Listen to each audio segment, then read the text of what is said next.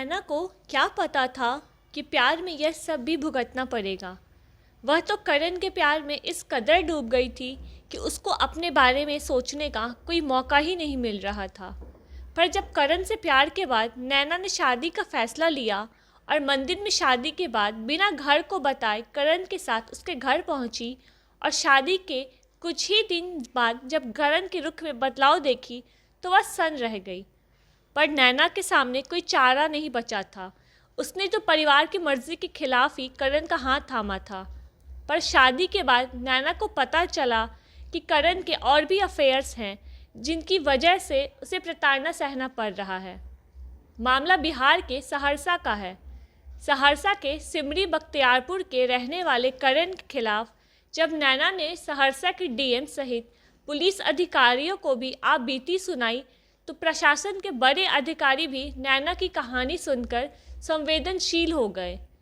कहानी ही ऐसी है नैना की। नैना को उसके प्यार ने पराई औरतों के चक्कर में जान से मारने की कोशिश की और वह जब अस्पताल लाई गई तो पति ने एक बैग में उसके कपड़े अस्पताल पहुंचा दिए और मायका जाने को कह दिया और संबंध तोड़ लिया। अस्पताल में इलाज करा रही नैना के पैरों तले ज़मीन ही खिसक गई।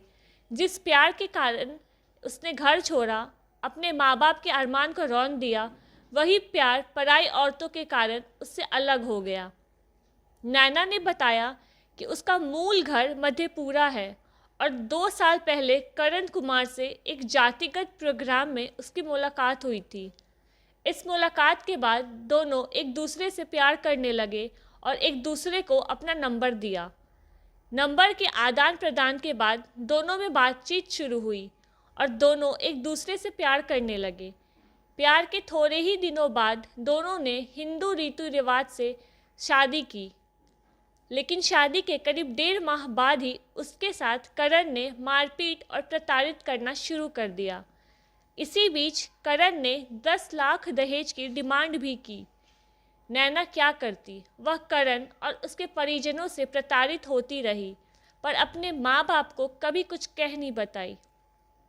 इसी बीच नैना को पता चला कि उसकी प्रताड़ना के पीछे करण का एक दूसरी महिला के साथ अफेयर है। यह जानते ही नैना ने करण को रोकना शुरू किया तो प्रताड़ना बढ़ गई। नैना ने बताया कि 3 बार उसकी हत्या की कोशिश उसके ससुराल वालों ने की और उसके लिए इसको खाने में जहर देकर मारने का प्रयास किया गया। बीते शनिवार को भी खाने में जहर देकर नैना को खिला दिया गया और जब नैना की तबीयत अचानक से बिगड़ गई, जिसके बाद आस पड़ोस के लोगों ने उसे बख्तियारपुर इमरजेंसी में भर्ती कराया, जहां से बेहतर इलाज के लिए उसको सहरसा सदर अस्पताल रेफर कर दिया गया। नैना आंखों में आंसू लाकर कहती है कि एक तो उसकी हत्या की कोशिश की गई और इसमें विफल होने के बाद उसके पति एक बैग में उसके सारे कपड़े अस्पताल में पहुंचाकर चला गया और कह गया कि अब नैना के लिए ससुराल में कोई जगह नहीं है। जी सर, मेरा शादी ना 2019 में हुआ था 25 जून को।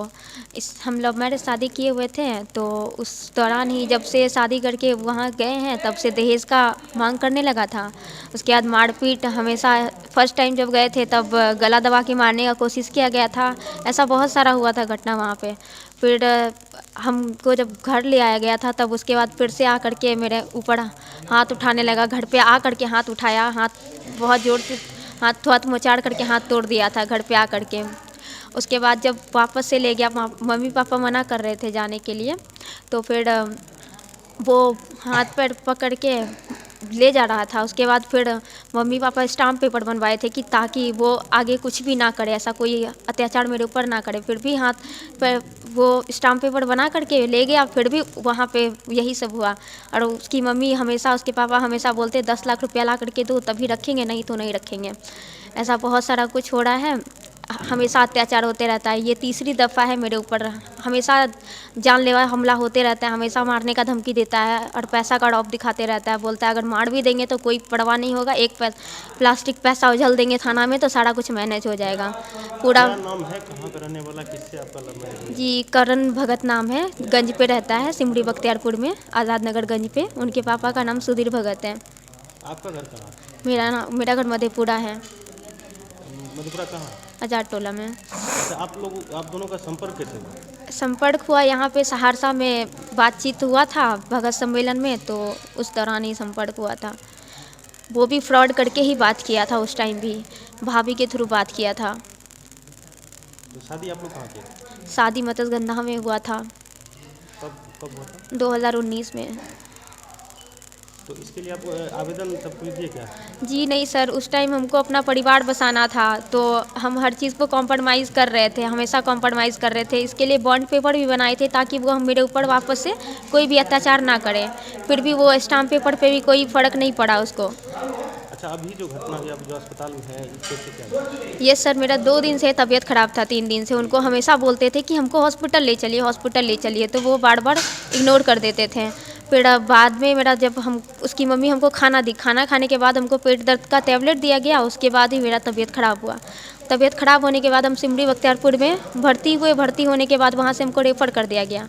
रेफ़र करने के बाद मेरे हस्बैंड यहाँ पे हमको ला करके छोड़ दिए। उसके बाद मेरा सारा कपड़ा उपड़ा पहुँचा करके वो यहाँ से चले गए, उसके बाद नहीं आए। फिर आपको फ़ोन से बात की कोई जानकारी नहीं है? फ़ोन से बात हुआ, बोलता है आएंगे, फिर नहीं आता है। हमेशा बोल देता है लेकिन आता नहीं है। अच्छा, और दूसरों के साथ भी उसका ये संपर्क है? हाँ सर, दूसरे के भी साथ में संपर्क है। क्या नाम है आपका? ये सर मेरा नाम नैना कुमारी है। क्या मांग करते हैं? सर हमको उनसे आज़ादी चाहिए। अब नहीं हमेशा जानते हैं? नहीं सर, बहुत मारपीट होता है, बहुत ज़्यादा। आखिर कितना सहेंगे हम भी। अच्छा, उनके घर में कौन कौन है? उनकी मम्मी है, उनके पापा हैं, एक बहन है जो पटना में रहती है, और करण है। सब प्रताड़ित कर रहे हैं? Yes sir. बहरहाल नैना अभी अस्पताल में है, जहां सारे प्रशासन के लोग उससे मिलने आए थे। अधिकारियों को नैना ने वह बॉन्ड पेपर भी दिखाया कि कैसे एक बार पहले भी जब ऐसी घटना हुई थी तो कोर्ट में पति ने लिखकर दोबारा गलती नहीं करने का शपथ लिया था। पर अब तो उसका पति चला गया, जहां उसके सामने अब अंधकार छाया है। नैना कहती है अब उसका क्या होगा। खुलासा के लिए सहरसा से इंद्रदेव की यह रिपोर्ट।